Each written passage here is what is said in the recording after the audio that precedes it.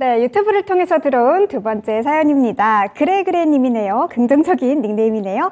네, 스페코 6,000원 갖고 계시고요. 10% 보유 비중 갖고 계시다고 보내주셨네요. 아스콘 관련주로 알고 샀는데 방산에 엮이는데 왜 그런지 궁금하다 그래요 라고 보내주셨네요. 네, 일단 차트부터 좀 확인해 보시면 6,000원에 매수를 하셨다고 하는데 오늘 종가 기준으로 6,410원대 기록하고 있습니다. 약 6%대 소폭의 상승대 기록하고 있고요. 그렇게 최근에 좋은 흐름을 보이지는 못하는 모습입니다. 네, 스페코는 조금 생소하신 분들이 있으실 것 같은데요. 풍력 발전 타워와 건설 기계, 또 방위 산업 전문 업체라고 합니다. 네, 지금 방위 산업으로 왜 엮이는지 궁금하다고 하셨는데 우리 전문가님께 자세한 답변 여쭤보도록 하겠습니다. 이정우 전문가님 답변 부탁드릴게요. 김혁일 전문가님. 네, 일단 스페코 같은 경우에 이제 뭐 말씀 주셨던 것처럼 굉장히 좀 모멘텀이 많은 종목이기는 해요.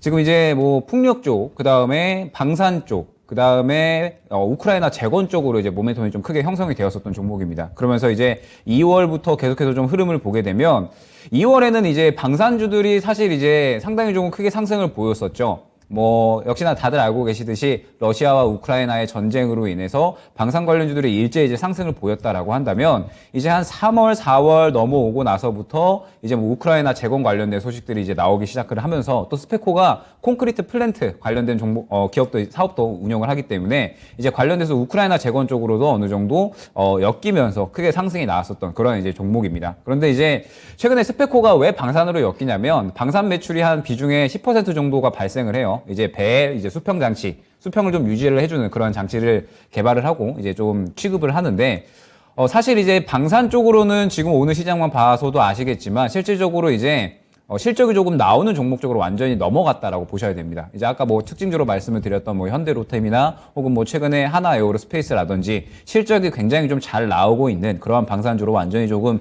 투심이 넘어간 상태고, 원래 이제 스페코는 빅텍이나 한일 단조와 같이 굉장히 좀 어떤 뭐 북한이 미사일 발사를 한다라든지 혹은 뭐 전쟁이 일어났다라고 한다면 뭐 계속해서 이 전쟁에 대한 어떤 안 좋은 소식이 나올 때마다 테마성으로 움직이는 성격이 강했었던 종목들이에요. 때문에 이제 스페코도 지금 현재 상태에서 그러한 이제 방산 관련된 이슈들, 그다음에 뭐 풍력 관련된 이슈들, 뭐 우크라이나 재건 관련된 이슈들, 이런 이제 이슈들이 나와줘야지 실질적으로 크게 움직일 수 있다라고 이제 보셔야 되는데, 일단 지금 현재 상태에서는 대장으로 사실 움직이는 종목이 아닙니다. 방산 쪽에서도 그렇고 우크라이나 재건 쪽에서도 그렇고 풍력 쪽에서도 그렇고 실질적으로 대장으로 움직이는 종목이 아니고 항상 약 한 3등에서 4등 정도로 움직였었던 종목이에요. 때문에 이제 흐름이 조금 이제 많이 약하다라고 볼 수가 있을 것 같고, 지금 보시게 되면 2월부터 5월까지 큰 상승이 나왔었던 이 구간의 매물이 굉장히 두텁습니다. 지금 보시게 되면 거래가 상당히 이제 활발하게 됐었던 구간이 이 구간인데, 이 구간을 지금 뚫어내지 못하고 시도만 하다가 주가가 조금 꺾이는 그런 이제 모습들을 보여줬죠. 그러다가 이제 오늘 한미연합훈련을 또 시작을 하잖아요. 그러면서 한미연합훈련에 대해서 또 북한이 굉장히 조금 강한 그런 이제 워딩을 내뱉고 있기 때문에 이러한 부분들이 또 방산주에 조금의 어떤 이 모멘텀이 좀 생긴 게 아닌가라고 보여집니다.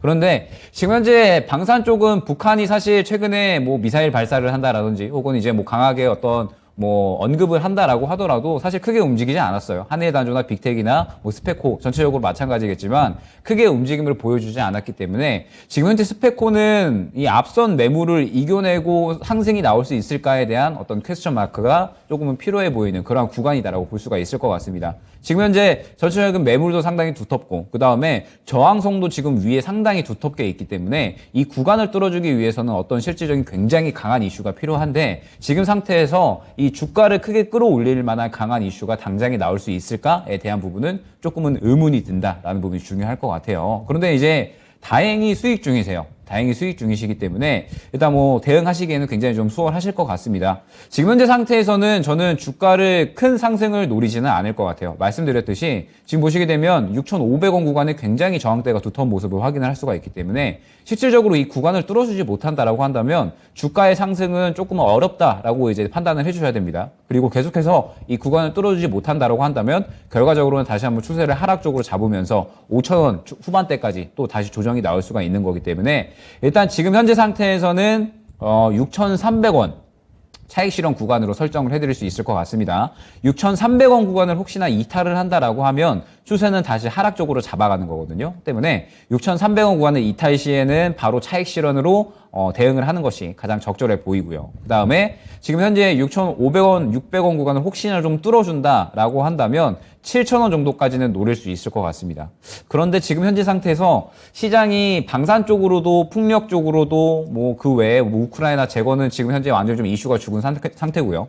스페코가 보유한 모든 이슈에 대해서 대장 2등, 3등이 명확하게 다 정해져 있어요. 때문에 스페코는 큰 매력도를 갖고 있는 종목이라고는 저는 생각이 안 들어요. 그렇기 때문에 좀 빠르게 정리를 한다라는 관점으로 좀 진행을 해주시고 저항대를 뚫어주지 못한다라고 하면 소폭의 수익권이라도 지금은 챙겨가는 게 굉장히 좀 중요한 시장이니까 나는 소폭의 수익권이라도 그냥 만족을 하고 다음 종목으로 교체해야지라는 관점으로 진행을 해주시는 게 가장 적절한 종목으로 보입니다.